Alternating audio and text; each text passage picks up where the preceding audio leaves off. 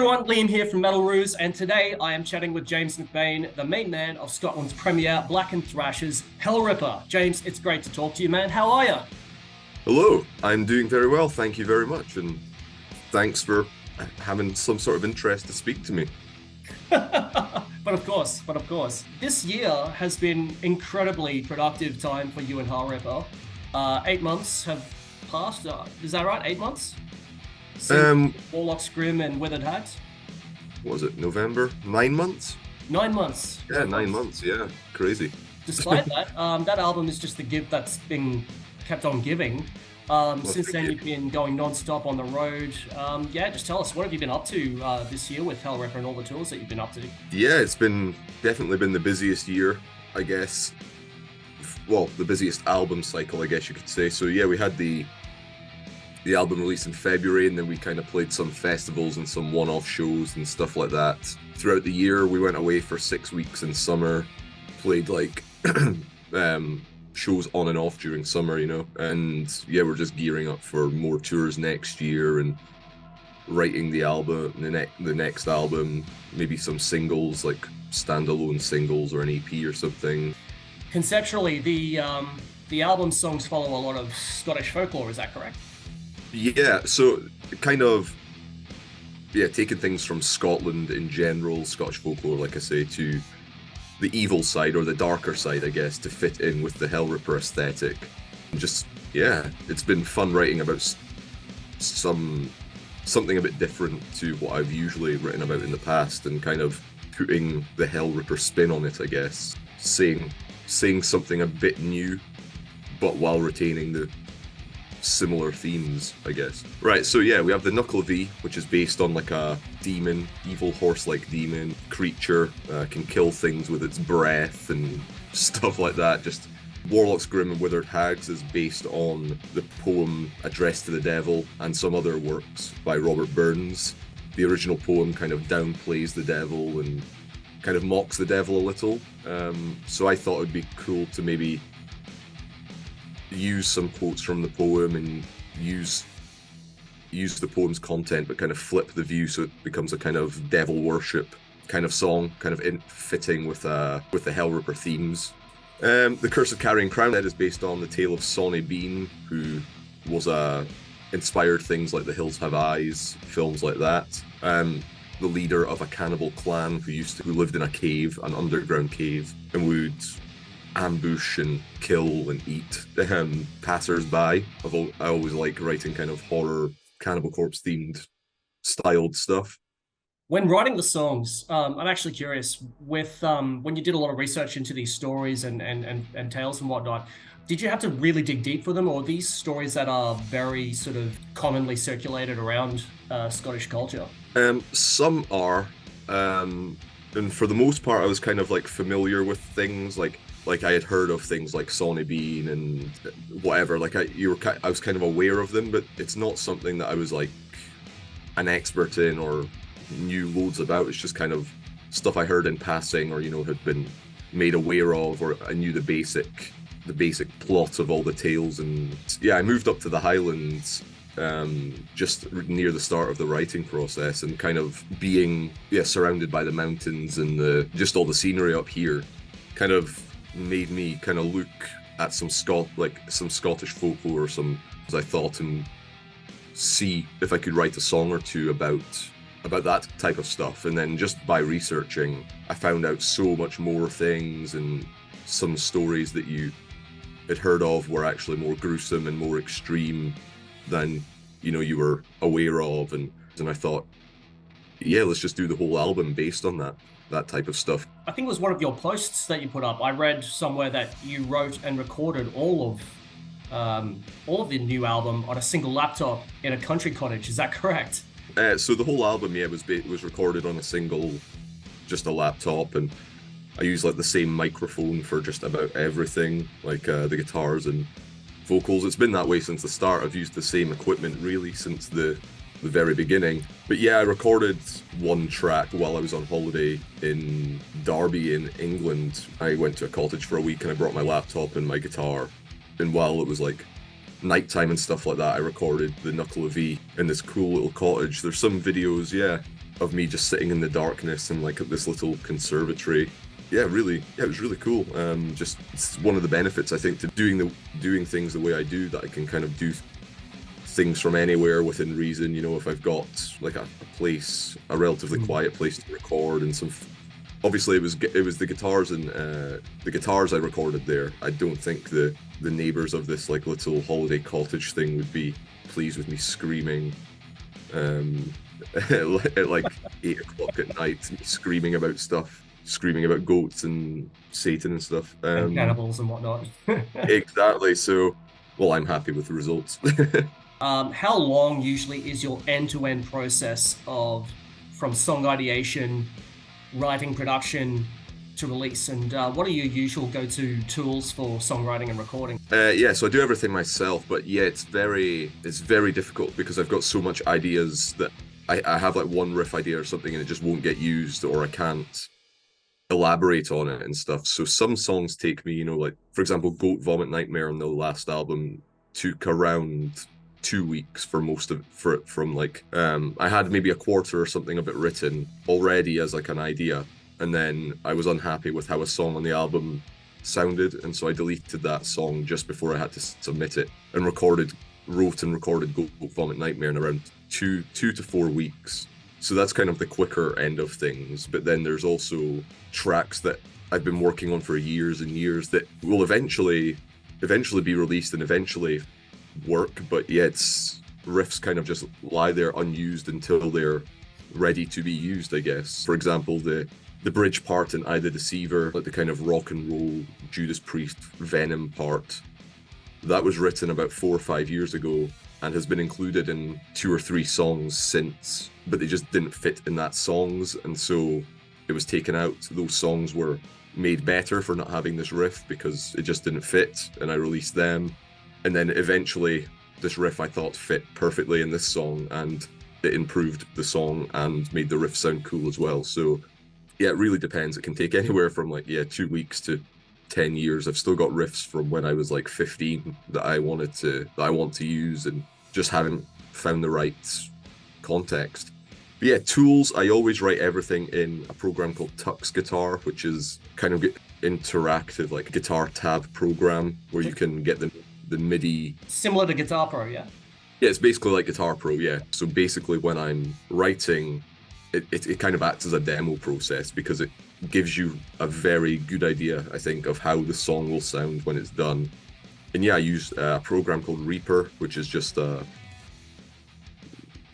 where I record things to, and yeah, that's basically it. It's kind of it's a relatively simple setup. I don't like to overcomplicate things. It's been the same way since 2014 or whatever, when I started writing, when I started doing HELLRIPPER. So for such an extreme style of music, your songs are unbelievably catchy, especially live. I mean, thank you. I mean, for example, you can't not listen to something like All Hail the Goat and without raising your beer glass and along to the chorus. Being a songwriter myself, I mean, no matter how extreme your music gets, I think it's important to keep your audience and your listeners engaged. Yeah, I think so. Yeah, I mean, sometimes there's, you know, times or music I listen to where it's just extreme. I think there's just music for every situation. There's music for everyone. It depends on what you like. Depends on, you know, sometimes a song might not call for a kind of chorus. Like even with the last album, there's still choruses and I still want it to be catchy, but some of the songs kind of follow a more linear structure instead of, like, for example, Stoorworm, where it's like, I think there's like 21 different parts and it doesn't really repeat. There are a couple of parts that like repeat, but it just kind of goes on to match the story I wanted to tell in the lyrics. But for the most part, my favorite kind of stuff, I mean, I'm a big fan of pop music and rock and all the classic stuff, and yeah, the black thrash, black metal, punk, whatever you call it, like the style of music as well, that kind of relies on being catchy, I guess, with all the choruses, and you know, just black metal by Venom, or I mean, Midnight are the kings at it. Midnight, every song is just is just a chorus, you know. It's just so yeah, undoubtedly, yeah. yeah. So yeah, I try. For me, I like to try and write a catchy chorus, and I like to have a good main riff. Those are kind of the most important things usually when making a normal, like a standard kind of structured song, I guess, or even a more complex song. If there's a chorus, I want it to be as catchy as it can be. If there's riffs, I want it to be as catchy as it can be. I want just hooks everywhere, you know. Yeah, I think it's important because a lot of metal does tend to revolve around, let's just see how extreme we can go and just make it, you know, like riff salad and just noise and stuff like that, you know, just to be extreme and stuff, which is fine and it works in certain contexts and stuff. But sometimes when it's not done well, you know, it just becomes an unforgettable song. Yeah. Yeah, just for the sake of being technical and heavy and stuff like that. Well, yeah, you mentioned that you're a big fan of rock and pop music, and you've been playing in bands before. So what drew you into the realms of black and thrash, and what got you started with HELLRIPPER? Yeah, I don't know. Black and thrash just became my favorite type of music. I mean, thrash, since I discovered it with like Metallica and Megadeth, was always always my favorite kind of music. But yeah, after I discovered bands like Toxic Holocaust, Venom, Midnight, Whip Striker, just whatever, when I was 17, something like that, I don't know, whenever I discovered all that kind of stuff, it just became my favorite style of music. And I guess, yeah, maybe because it's catchy, it's very rock and roll. I love the guitar riffs. Obviously, I'm primarily a guitar player, so the guitar stands out to me. So yeah, it just became my favorite style of music, and luckily as well, it's not something that requires like experts ability to do. And for me, I always thought like thrash, you needed to be the best lead guitarist. You know, you've got Jeff Waters and Marty Friedman, Dave Mustaine. Like once I heard these black and thrash bands or metal punk, whatever, it was like the guitar solos are either very minimal or sometimes they're not even there, you know. And I thought this could be my way of like writing thrash without being the best guitar player, which was really cool. It's like punk rock, just kind of make a good song without the technicality. And of course, over the years, I've got more technical and improved in my abilities, like my instrumental abilities and stuff. But I still want a good song overall. I don't want a technical for the sake of it. But if technical can enhance the song, then it's all good. When starting a one-person project, had you ever originally intended for it to be a full band, or was it always ever just going to be the you just leading the way? And had you ever intended it to be a live affair or just a studio band? Yeah, so if it was possible at the beginning, I would have done it as a full band instead of by myself, just because I thought that was the way kind of things had to be done. Like, I thought it was easier for a full band, or I thought, you know, just that's how bands worked. And it was only when I realized, you know, like I'd been writing songs for HELLRIPPER and stuff, and there was no one, I didn't know anyone at the time that would that was into the same music or shared a similar music taste or played an instrument in this style. And getting into the style, of course, I found out about bands like Bathory, Midnight, and Toxic Holocaust, and even Dark Throne, just the two of them. Like, a lot of them are DIY, you can do it yourself. A lot of them are one-man bands, or in Dark Throne, like 2 people. And so I thought, yeah, why not give it a go myself? If I keep waiting for people or keep waiting for things to happen and stuff like that, then it'll never happen. And so I just decided to try and do it myself, like learn how to write proper songs on my own and record on my own. And I wrote the first EP like two or 3 years, I think, before the first EP was released. But I didn't like the recording wasn't up to, the recording was shit. So I wasn't happy with the results, and so I kind of just put it to the side again and kept practicing. And eventually I released the first EP. I didn't think I'd ever find any members or live members. I didn't really plan to find any other people, because I just thought I would release the first EP. It would kind of go online. Maybe a couple people in my local scene would like it, and that would be it, really. But yeah, the music seemed to kind of get a bit of traction and kept kind of getting a bit more popular, like gradually. Then some people were like, "Oh, have you ever thought about playing live?" And I was like, "No." I eventually got some friends in, and some people approached me about wanting to do live stuff, and it just grew from there, really. And now, yeah, it's basically a full like touring band. Like I've got the live band, and we're approaching 100 shows now, which is crazy. I think we're going to hit that in January. Yeah, and that's fantastic. That's actually really, yeah, really cool sort of graduation story of like going from that bedroom demo, and here you are playing your 100th, Yeah, about to play your 100th show and touring Europe. yeah, it's crazy. And Mm. I mean, yeah, it like I mentioned before, it's still the same equipment and stuff, the same process as before. So it's like, it's still the bedroom demo band. It's still basic. I use the exact same equipment, and it's just I've improved at my mixing and improved Oh yeah, absolutely, yeah. stuff like that. So it's Yeah. Well, HELLRIPPER being a Scottish band, since Brexit, what kinds of hardships has this all created for British Isle-based bands like yourself, touring continental Europe even as often as you guys do? yeah. So luckily on the touring side, we haven't experienced much of the difficulties that some other bands have reported. You know, I think it just depends on everyone's situation, everyone's level, everyone's, you know, it's like a case by case basis. I think I've spoke with loads of people who've had certain problems that we haven't had, but there's all these like rules, like, you know, you're only allowed in Europe in the Schengen area, yeah, for 90 days out of 180 days or something like that.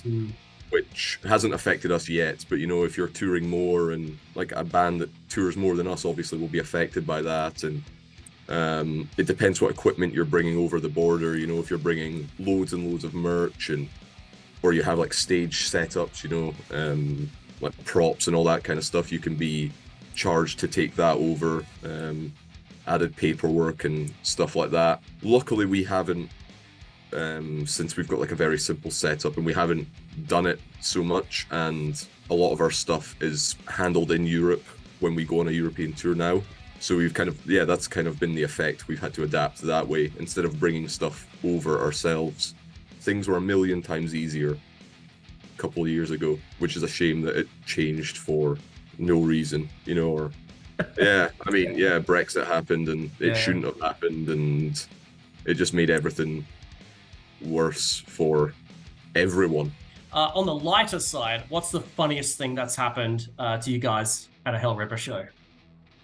Yeah, I was just reminded about this one another day. I kind of blocked it out, but we played Damnation Festival a few years ago, and if people that are familiar with the venue, the old venue, there was like loads of stages all over the building, and one of the stages had an elevator that went from like the dressing room to the middle of the crowd, and the merch bit was like the floor above the dressing room. So we got in the elevator, and instead of going up, for some reason the elevator just went right down.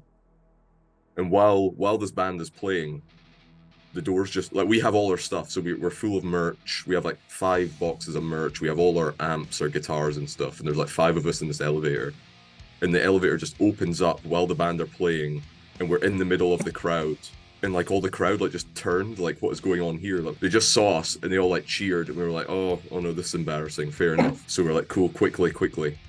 And we kept pressing the button, and the elevator would close and just open again. Like it would. The elevator was stuck at the bottom, like stuck in the crowd happening. Surely someone is like, you know, pressing the buttons and stuff. So after like 3 or 4 times, like the door just kept, you know, closing and opening. I think the elevator was just stuck there. It looked like people kind of went from, haha, this is funny, you know, like the crowd, like, haha, this is funny, to like thinking we're doing it on purpose. You know, like they just stopped paying attention and kind of looked annoyed at us, like, rightly so. And we made our drummer or someone go upstairs to like press the button from the upstairs side. Oh my god. and it wouldn't come. So we were like, oh no. And eventually after like 15, 20, I don't even know how long, it was awful. I mean, we got to watch the band, which was cool. Can't remember what band it was, but yeah, we just sat in the elevator watching the band. But eventually, just trying to make the best of the bad situation. Yeah, eventually it got to the point where we're like, yeah, we've got no option. The lift is stuck. So we ended up just taking all our stuff through like a packed room, like, and it was horrible. I mean, it's hilarious now. At the time, it was just like keeping your head down, like, please don't notice me, like, please, this is awful, like. And once you get on stage, everyone will be like, yeah, you. Yeah, I know. Yeah, it made for a good story. Now I've actually got something funny to tell in interviews and stuff when they say, has anything happened on tour? Because nothing happens on tour. Another thing I really admire about what you do with HELLRIPPER is your sense of community. And the bond that you share with your fans online. Like, you've got your live streams on Instagram, you've got your Rep the Goat. Of course, yeah. Yeah. Yeah, the goat mask is somewhere here, in amongst other goat masks. Yeah. And your Discord. And for me personally, you've always come across to me as a very approachable fellow. But in this day and age of social technology, I mean, it's important for bands to maintain that sense of community with their fans and followers. I think so, yeah. I mean, it's just natural to me. Like, I appreciate people that support the band. If someone's going to listen to my music and care about what I do, like it enough to buy a CD or merch or share it with their friends or you know, wear a t-shirt and stuff like that, kind of like promote the band, then like it's, yeah, I want to show them that like I'm grateful for it and I appreciate it. It really helps and stuff like that. And so it's cool just to have the community. People can share music with each other, you know, like on the Discord, for example, or it's kind of like a shared interest kind of thing. And people, it's an ecosystem, if you will. Yeah, and it's helpful for me as well. You know, I ask them what they want, what designs do you prefer, what kind of t-shirts and stuff, you know, like all that kind of stuff. And they help me out as well by telling me what would be the best for the fan base and stuff like that. And the community is just like kind of my way of speaking to people directly, I guess, and letting them know that they are important to the band and to the growth of the band and to the way the band gets done, the way I'm able to do the band, and just everything, really. So we're approaching the end of 2023, and well, what's next for 2024? I mean, HELLRIPPER have a European tour with Abath and Toxic Holocaust on the horizon. Yeah, that's going to be crazy. Again, two of my favorite bands, and if you can tell, Toxic Holocaust were basically the reason that I started HELLRIPPER, with them being a one-man band. The early material of HELLRIPPER especially is very influenced by Toxic Holocaust. Oh, yeah, undoubtedly, yeah. Yeah, and of course Abath is Abath, he's great. So it's like, it's cool to be on a tour with these kinds of people, like just people that have inspired me and been an important part of my musical journey. So we're going to be doing that tour, which will be the longest tour we've done. It will be like something like, I think overall will be away 40 to 45 days with travel and all that. Like, so it'll be the longest, really, most demanding, I guess you could say. But I'm looking forward to it. Looking forward to meeting current fans of the band and hopefully spread the word of the goat, get some new fans. Yeah, it's going to be fun. And then after that, I'm just in between. I'm just kind of writing new stuff. Hopefully finish the next album, maybe some singles, depending on how things go, I don't know. And then we've got a whole bunch of shows planned throughout the year. We're going to be away for the summer again, doing various festivals and stuff like that, and a lot of that will be announced later, but there's some cool things coming up that I'm really excited about. Always staying busy. It's what I enjoy doing, so I've got I can't complain at all about it. Writing and recording and playing shows, and I think that's basically it, really, and sending orders and all that kind of stuff. Just the usual stuff, but yeah. Final question. I know you get asked a lot about where HELLRIPPER could tour next, and the big question for everyone watching this channel is, could we ever see HELLRIPPER in Australia? Yeah, we'll definitely get to Australia. It's just at the moment, everything is, since I don't want to be a band that is touring non-stop. I'm kind of at the almost at the limit of how much I want to tour per year, and to make it possible as well, you know, the other guys, everyone getting time off work and stuff like that, and I want time to do the other stuff, you know, like write and record, and of course, but we will get there. It will happen. Same with everywhere. Same with the US and same with wherever. And all that, yeah. Yeah, we've been in talks with loads of people about loads of different things, but it's just not worked out so far. You know, it's just not the All the planets need to align and everything. Yeah. yeah, exactly. Everything needs to align, and yeah, it'll happen. Hopefully, like I say, hopefully the band keeps growing at the rate it's growing right now. Like, hopefully the next album cycle will get to a bunch of places that we've never been to before. Yeah, and I'd love to. I'd love to get over to Australia. James, this has been an absolute pleasure chatting to you, man. I could chat to you for hours, but unfortunately we don't have hours. But I just want to say thank you for your time. Thanks for being part of this, and all the best with the next tour and Thank all you the very time much, work, man. Thank you so much, man. Appreciate it.